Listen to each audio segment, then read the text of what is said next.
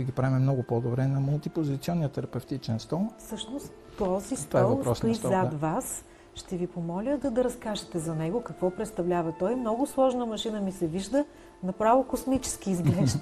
Това е стол, който позволява въртене на 360 градуса на пациента в пространството. Каква е разликата спрямо обичайните упражнения, които могат да се използват вкъщи? Първо, тук могат да се постигнат много по-добри градуси на завъртане на главата и много по-точно да се позиционира.